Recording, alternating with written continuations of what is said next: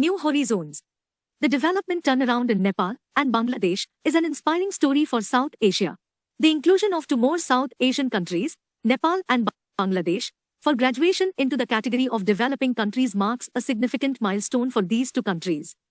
The UN General Assembly resolution accepting the recommendation of the Economic and Social Council's Committee for Development that these two countries, and Laos, categorized until now as least developed countries meet the criteria to be called developing countries, is a measure of the success of their policies towards achieving some development goals.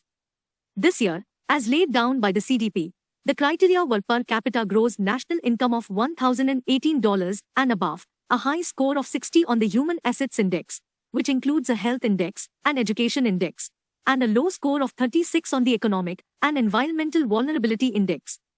Countries must meet at least two of the criteria in order to qualify for inclusion in the developing countries category. The markers for the graduation itself are higher. However, the change in category is a double-edged sword. It could give rise to disruption in a country's development, as the very enablers that have helped it come this far are no longer available to it. As an LDC, a country gets trade-related concessions including market access and development assistance, technical assistance, and special pathways to participate in international processes. It is in recognition of the reality that withdrawing such benefits suddenly could plunge the country back into LDC conditions that graduating countries are given a transition period during which most of the benefits available to LDCs remain available to graduating countries. Usually, the transition period is 3 years, but this time, in view of the economic, social, and other disruptions caused by COVID-19, the UN General Assembly has taken the right step by giving 5 years. The LDC category, created and formally endorsed at the 26th session of the UN in 1971, recognizes that some countries suffer from structural impediments to growth, and that it is the responsibility of the international community to ensure that these countries do not get left behind.